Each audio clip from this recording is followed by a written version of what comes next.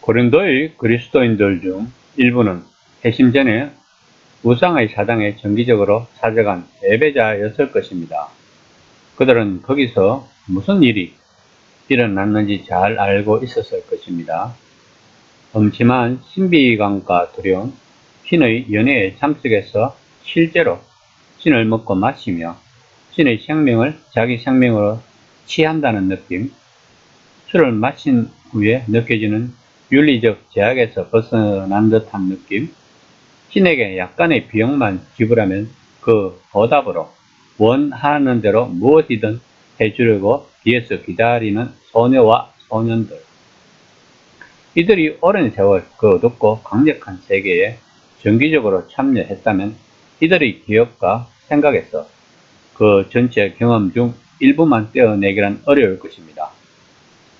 이들은 신전에서 먹곤 했던 고기 냄새만 맡아도 찬송하는 제사장과 술, 그리고 그들을 기다리던 창기들이 한 덩어리가 되어 모든 기억이 되살아날 것입니다.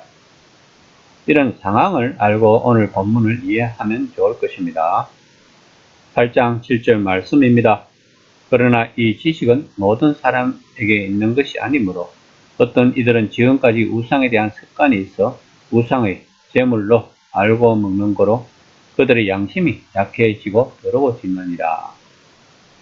여기서 지식은 6절에서 말한 그리스도인들은 하나님의 백성이라는 것입니다.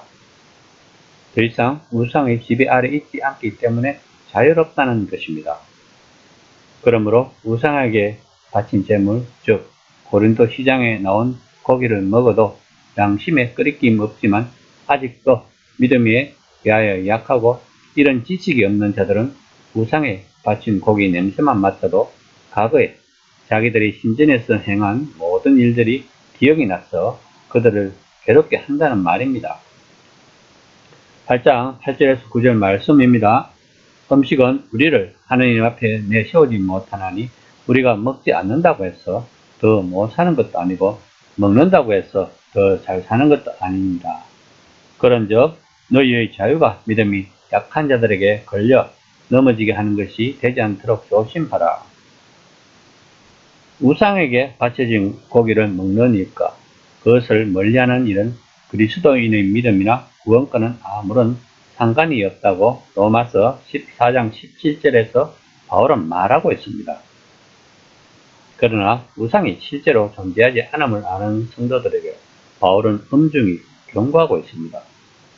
즉 믿음이 강하고 바울이 전하는 복음의 메시지를 잘 이해하는 성도들이 그들의 식욕을 위하여 자유롭게 우상에 바쳐진 고기를 먹어도 상관은 없지만 그러한 행위가 믿음이 약한 사람들에게 해로운 것이나 걸림돌이 된다면 그것은 옳지 못한 행동이 된다는 것입니다.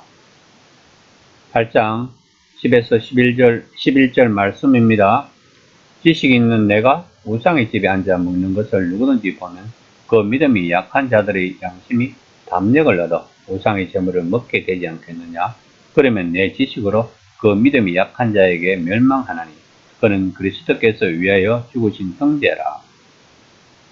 회심한 지 얼마 되지 않은 성도들이 평소 믿음이 강하다고 생각하는 성도가 우상의 집에 앉아서 고기를 먹는 것을 본다면 얼마 전까지 우상의 신전에서 고기만 먹은 것이 아니라 창기들과 육체적 쾌락을 추구하던 믿음이 약한 자들은 고기만 먹는 것이 아니라 다시 옛날로 돌아간다는 것입니다.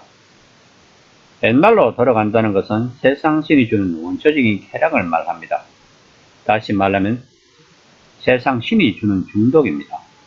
오늘날에도 술, 마약, 도박, 게임 등 세상 신이 주는 수많은 중독이 있습니다. 믿음이 약한 사람들이 겨우 믿음 생활을 하고 있는데 이런 약한 성도를 위하여 믿음이 강한 성도들이 올바른 길로 인도해야 한다는 것입니다. 얼마 전까지 우상을 섬기던 자들이 하나님의 자녀가 되었다는 것은 그들이 얼마나 소중한지를 알아야 한다고 바울은 강조하고 있는 것입니다. 8장 12절에서 13절 말씀입니다. 이같이 너희가 형제에게 죄를 지어 그 약한 양심을 상하게 하는 것이 곧 그리스도에게 죄를 짓는 것이니라. 그러므로 만일 음식이 내 형제를 실족하게 한다면 나는 영원히 고기를 먹지 아니하며 내 형제를 실족하지 않게 하리라. 바울은 로마서 2장 14에서 15절에서 양심에 대하여 말을 하고 있습니다. 양심은 모든 사람들에게 있는 것입니다. 이 양심이 하나님과 우리 사이의 연결점이 되는 것입니다. 칼빈은 모든 사람에게 종교의 씨앗이 있다고 했습니다. 하나님이 인간을 창조할 때 이 양심을 우리 내면에 심어주지 않았다면 이 세상은 어떻게 되었을까요?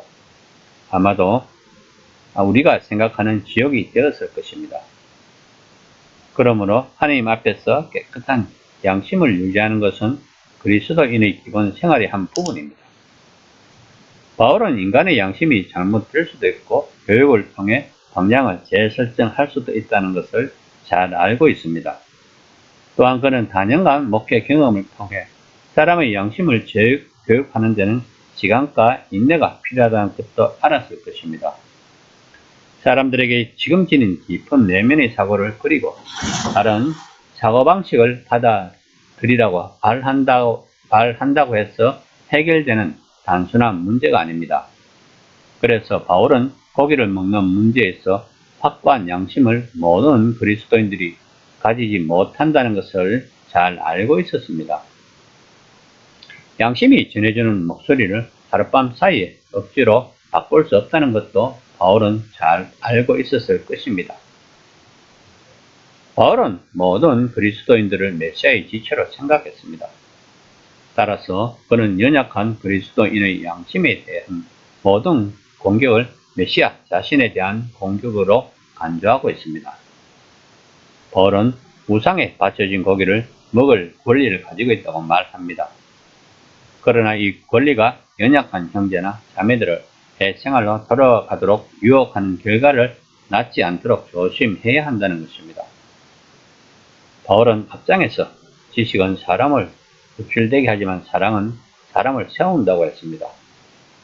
바울은 복음을 머리로 받아들여서 지식만 있는 것이 아니라 심장으로도 받아들여서 사랑으로 한 연약한 지체를 감싸주라는 것입니다. 저, 지, 정, 의의 전 인격적인 인격체가 되어야 한다는 것입니다. 그 연약한 지체가 장성하면 또 다른 연약한 지체를 보호해 줄 것이기 때문입니다. 이것이 바로 우리들이 해야 하는 사명인 것입니다. 이 시간에 생각을 해봅시다. 나는 하나님에 대하여 많이 안다고 쫄대지 않는지라. 그리고 믿음이 약한 성도들에게 사랑으로 다가가 본 적이 있는지를.